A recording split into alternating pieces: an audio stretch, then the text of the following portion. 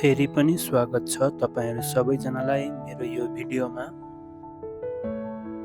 आज म तपाईहरुलाई मेरो एक अविस्मरणीय यात्रा देखाउन गइरहेको छु। काठमाडौँदेखि गोरखासम्मको।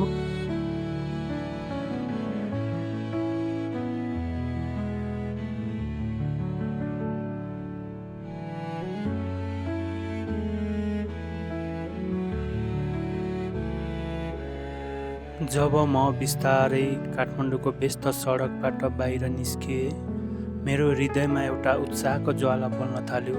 शहरको हलचल पछि म पहाडको बीचमा मन्द मन्द गतिमा अघि बढ्दै गएँ। थानकोटबाट म बिस्तारै ओह्रालोतिर लागेँ। मौसम चिसो चिसो हुँदै थियो, पानी पर्ला जस्तो भइरहेको थियो।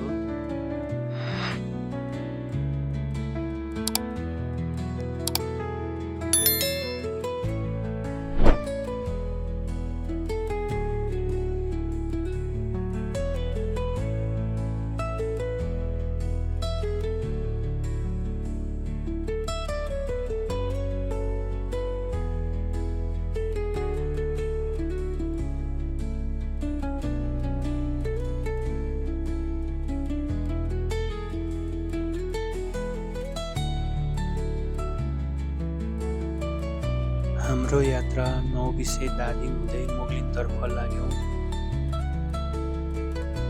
बाटोहरू मर्मत सम्मारको कामहरू भइरहेकोले गर्दाखेरि बाटो जटिल र धेरै खाल्टाखुल्टीहरूले भरिएको थियो।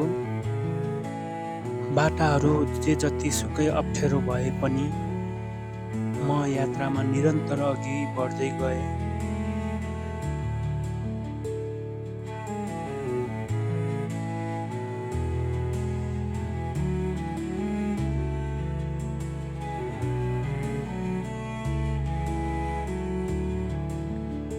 मुगलिनबाट हामी तनहुँतर्फ लाग्यौं। यो पुल चाहिँ तनहुँ र चितवन जोड्ने पुल रहेको छ। बिस्तारै हामी यो पुल पार गर्दै तनहुँ जिल्लामा प्रवेश गर्यौं। हजुरहरूले देख्न सक्नुहुन्छ तनहुँ जिल्लाको दृश्य। निकै हरियाली र सुन्दर सफा बाटो र ठुला ठुला पहाडले घेरिएको।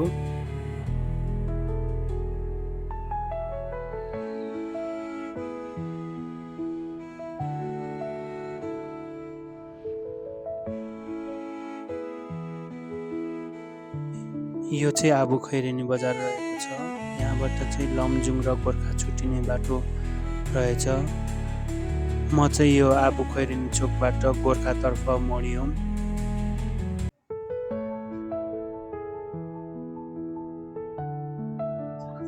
आबु खैरेनी बजारलाई तनहुँ जिल्लाको एक विशेष बजार मध्ये एक मानिन्छ।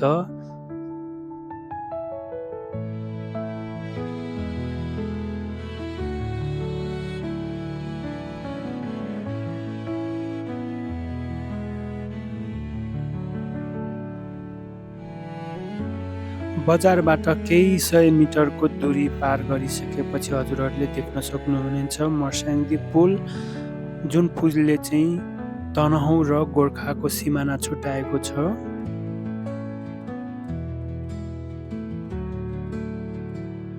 मर्स्याङ्दी पुल पार गर्दै हामी बिस्तारै गोर्खातर्फ लाग्यौं। यहाँबाट चाहिँ गोर्खा जिल्ला सुरु हुन्छ भने पुलको राइट साइडबाट चाहिँ मनकामना मन्दिर जान सकिन्छ र लेफ्ट साइडबाट चाहिँ गोर्खा दरबार अथवा गोर्खा बजार पुग्न सकिन्छ।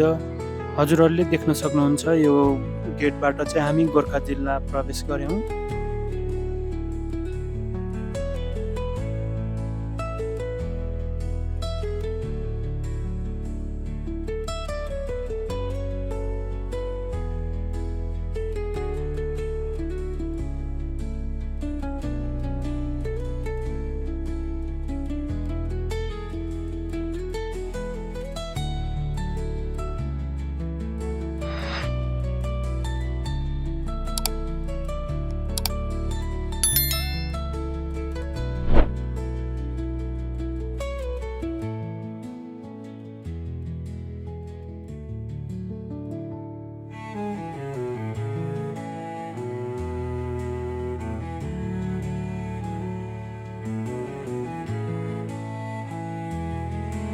लगभग 5 घण्टाको यात्रापछि हामी गोर्खा बजार पुग्यौँ र गोर्खा बजार पुगेपछि गोर्खा बजारको बस पार्क हुँदै दरबारतर्फ लाग्यौँ।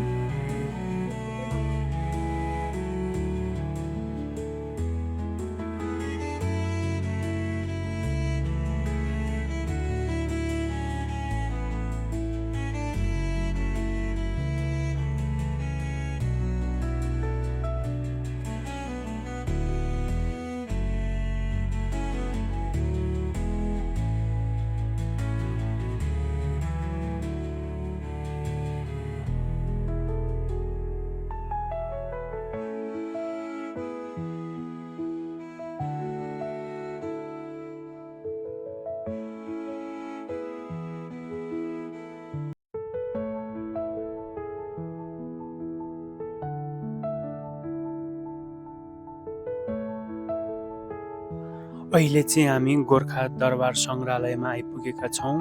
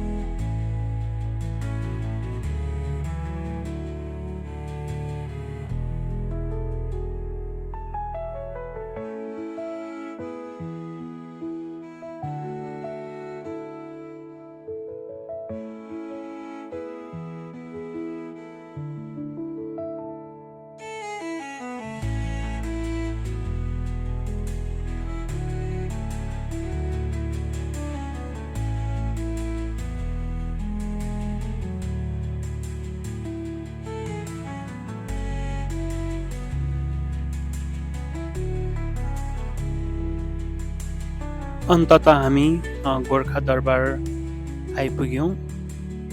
दरबार चाहिँ डाँडाको टुप्पोमा बनेको रहेछ र त्यहाँसम्म पुग्नको लागि ढुङ्गाका खुड्किलाहरू भएर जानुपर्ने रहेछ।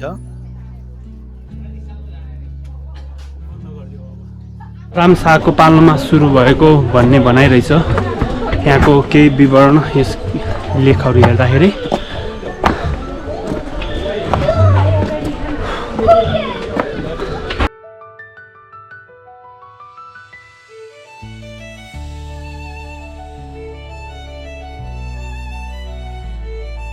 केही माथि पुगिसकेपछि यो हनुमान भन्ज्याङ भन्दो रहेछ, जहाँ चाहिँ हनुमानको मूर्ति र एउटा पृथ्वीनारायण शाहको फोटो राखिएको थियो।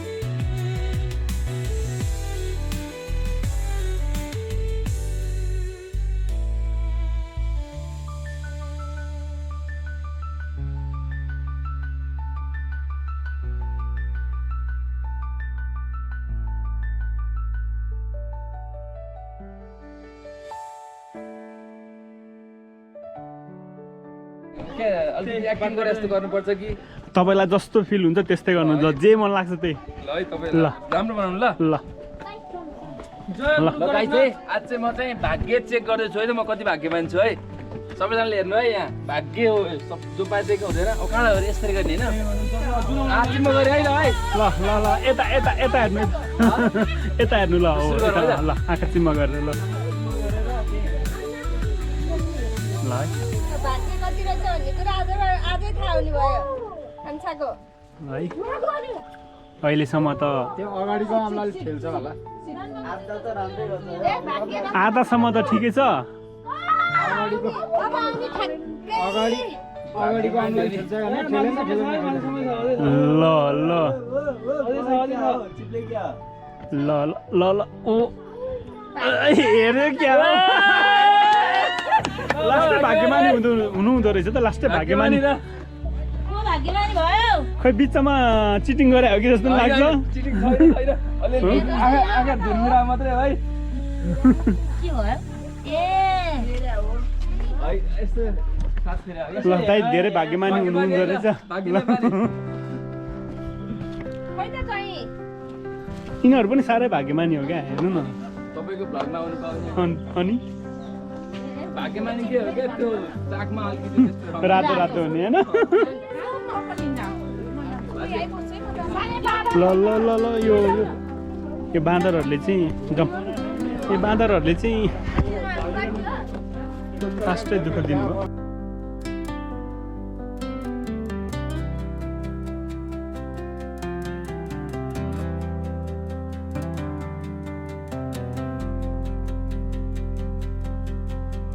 हरेक वर्ष लाग्ने रोड पूजाको आज पहिलो दिन रहेछ जुन पूजा चाहिँ 11 दिनसम्म लाग्ने र 1.25 लाख रोडहरू चढाउने काम गरिँदो रहेछ धेरैजनालाई थाहा नहुन सक्छ यो रोड भनेको के हो म हजुरहरूलाई एकछिनपछि देखाउने छु कसैले भनेका छन् इतिहास ढुङ्गामा लेखिन्न मानिसका आँसु र गर्भमा लेखिन्छ नेपालका लागि त्यो इतिहास सुरु भएको ठाउँ हो यो गोर्खा दरबार जहाँ चाहिँ पृथ्वीनारायण शाहको जन्म भएको ठाउँ हो अब चाहिँ म यो टपरीमा रोड लिन जाँदैछु जुन चाहिँ प्रसादीको रूपमा गोरखकाली मन्दिरमा चढाइन्छ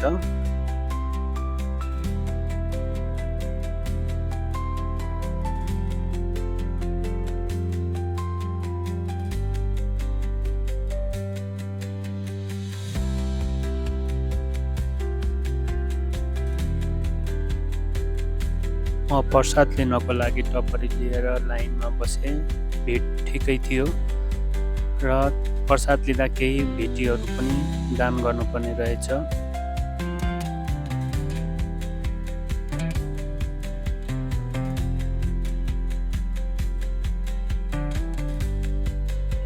अघि मैले हजुरहरूलाई भनेको रोड चाहिँ यही हो जुन चाहिँ 11 दिनमा चाहिँ 1.25 लाख पिस यो जुन देख्न सक्नुहुन्छ यो 1.25 लाख पिस चाहिँ चढाउनु पर्ने हुँदो रहेछ यो गोरखकाली मन्दिरमा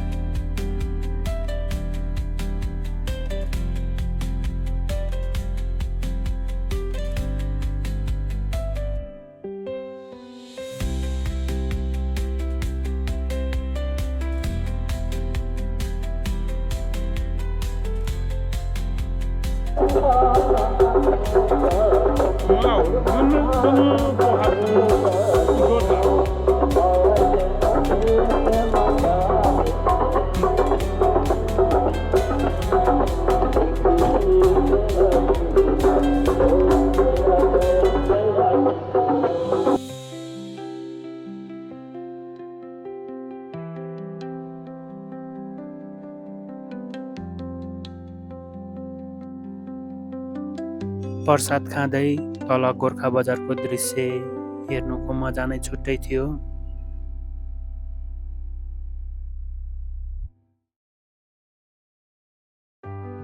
प्रसाद खाइसकेपछि म संग्रहालयको लागि गोर्खा दरबारबाट निस्किएँ पुनः एकपटक फेरि पनि यहाँबाट देखिने सुन्दर दृश्यहरूलाई आफ्नो क्यामेरामा कैद गर्दै म त्यहाँबाट बिस्तारै सङ्ग्रहालयतर्फ लागेँ।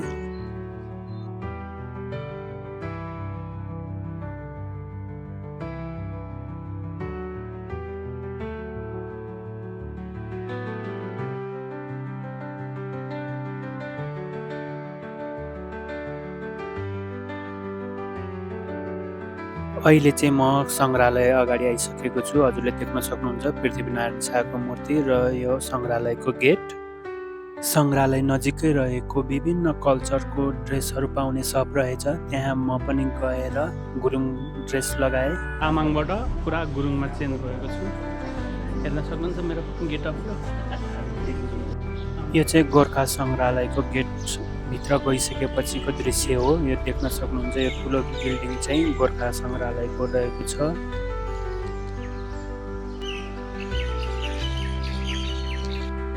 यो देखिरहेको दुईटा तोपको बिचबाट जानुपर्छ। यो चाहिँ सङ्ग्रहालयको आउने र जाने मुख्य गेट रहेको छ। अब म तपाईँहरूलाई सङ्ग्रहालयभित्र लाँदैछु।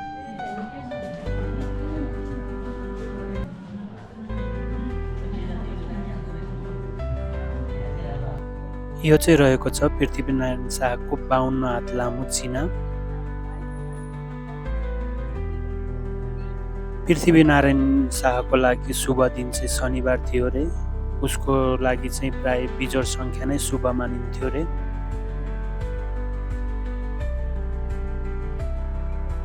पृथ्वीनारायण शाहका सैनिकहरूले प्रयोग गर्ने हात हतियारहरू उनले सुरुमा आफ्नो ससुराली बनारसबाट चाहिँ हात हतियारहरू ल्याए र पछि चाहिँ मुस्लिम कालीगढहरू इन्डियाबाट नै ल्याएर उसले हात हतियारहरू बनाउन थाले। त्यो बेलाको हात हतियारहरू देख्न सक्नुहुन्छ। बन्दुक, नालवाला बन्दुक हेर्दाखेरि कुनै कुनै चुप्पी जस्तो पनि देखिन्छ, खडा जस्तो पनि देखिन्छ।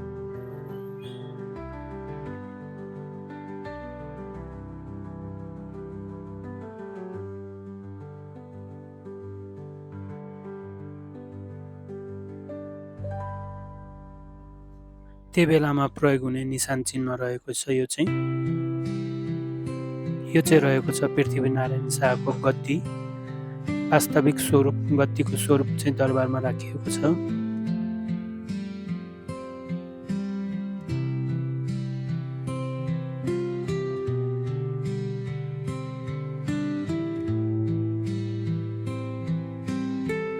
यो चाहिँ रहेको छ पुरानो अभिलेख दस्तावेजहरू जुन भित्तामा सजाएर राखिएको छ।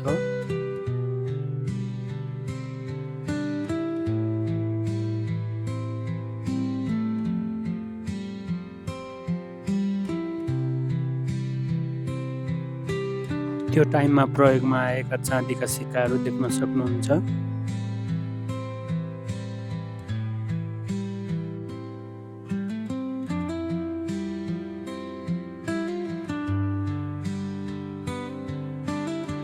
त्यसै गरी यो तामाका भाँडाहरू र ढुङ्गाको आकृतिहरू देख्न सक्नुहुन्छ।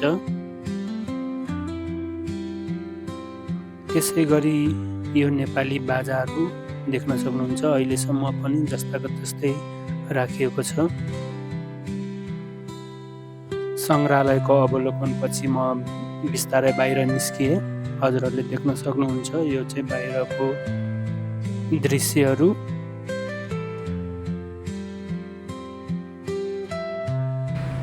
यस्तै भिडियोहरू हेर्नको लागि कृपया मेरो च्यानल सब्स्क्राइब गर्न चाहिँ नबिर्सिनुहोला।